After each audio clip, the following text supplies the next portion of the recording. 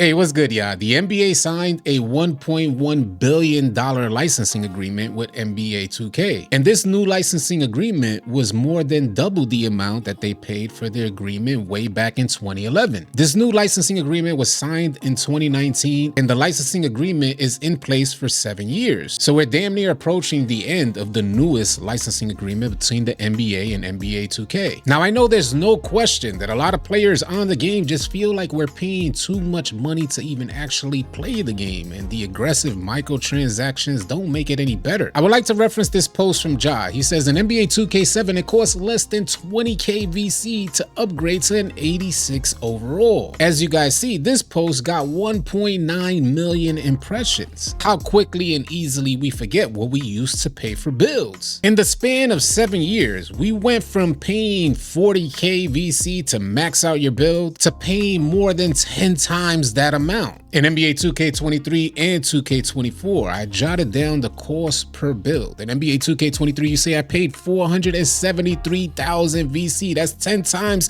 the amount than I paid in 2K17. Ironically, in 2K24, that number dropped 100,000 VC. I don't know if you guys believe that we will continue to trend downward in regards to cost per build, but surely from 2K23 to 2K24, it dropped 100,000. I only had to pay 364,000 to max out my build on NBA 2K24. What I find ironic about this whole situation is that a lot of players in the 2K community right now will prefer to go back to NBA 2K17 solely for the gameplay and the mechanics, the way it functioned. A lot of players will prefer to play the older versions of 2K versus what we're receiving today. And I know when players reference the idea of playing older versions or remastering older versions of the game, they don't mean to bring all the issues that those iterations of 2K actually had, like error codes and waiting on the dots for too long, these inconveniences that kind of plague the experience in older versions of 2K. I believe players more so want the gameplay mechanics from those older versions of the game to kind of be reinstituted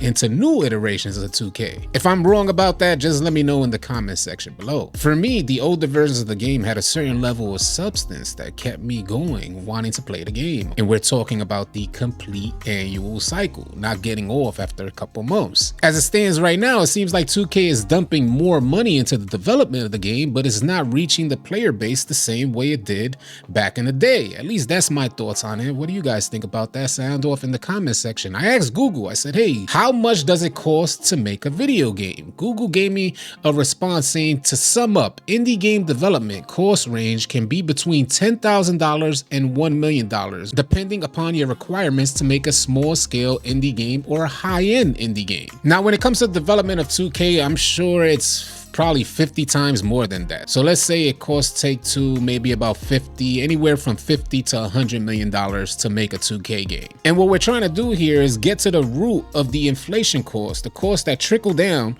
to you, the consumer, the player. We all know that 2K is not an indie game. They're one of the best-selling games of all time. And you guys, the players, you're the ones who catapulted 2K to the status within the gaming industry. But when is enough enough? Even if it costs 2K $50 to $100 million to develop an iteration of 2K, the amount of profits that 2K receives is well past that. They probably make that back solely off the unit sales, probably easily on top of that, which means microtransactions are all profits. But do those profits actually translate into better development of the game each year? Because from my experience, it seems like the gameplay development is going downhill in regards to immersive, intriguing gameplay that keeps the user on. The fact is, I enjoyed playing 2K way more back then. We didn't have to spend money on boosts, and we paid just a fair amount to develop and upgrade our players. Let me read off this post. It says, Take-Two Interactive Software Inc., the company responsible for NBA 2K video games franchise and the NBA, announced on Tuesday that they agreed to a new licensing agreement. The $1.1 billion 7-year deal will allow Take-Two's 2K studios to continue making the video game series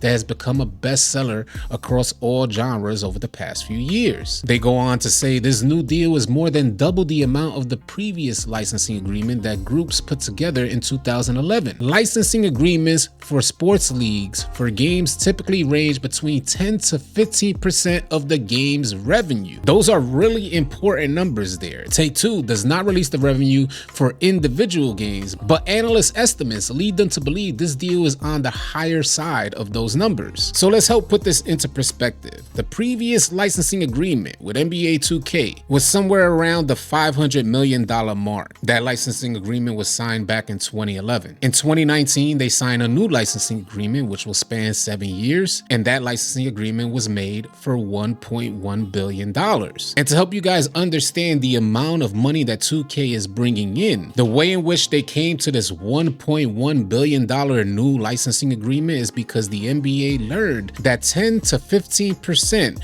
of 2K's revenue would equate to $1.1 billion. That's only 10 to 15% of their revenue, as it says here. Licensing agreements for sports leagues for games typically range between 10 to 15% of the game's revenue. If $1.1 billion equals 10 to 15% of their revenue, imagine how much money 2K is making. And when you guys get that dollar figure locked into your minds, ask yourself how much of those profits are actually going back in to the development of 2K to create an enhanced user experience. If $1.1 billion makes up only 10 to 15% of 2K's revenue, then all you guys gotta do is multiply $1.1 billion by 10 or 15. After hearing those numbers, I ask myself, what is the need for me even having to pay for booze with as much money as 2K is making? Why aren't there like advancements in the gameplay to match the revenue and profits that they're making? A lot of you guys that play 2K on a day-to-day basis have to budget 2K into your financing. Mortgage, your light bill, your car note. A lot of you guys are paying rent, and you're telling me you have to factor in 2K into your finance budget for the month? The fact is 2K is making way too much money, and for me as a consumer, as a player, I just don't feel the advancements in gameplay. Surely the aesthetic is different from 2K17. We now have a city, but the city is empty. And surely there have been many advancements in gameplay from 2K17, but I don't think those advancements match the amount of money and profits that 2K is bringing in and will continue to bring in. And to help put this all into perspective, while you guys are paying $150 for certain packs of VC, the top 2 execs are set to receive $150 million in bonuses between 2 people. Imagine if that money went into gameplay development. Imagine if 2K as a company had enough integrity to truly advance the gaming experience for a lot of you guys out there. With that type of money, you would think they bring the NBA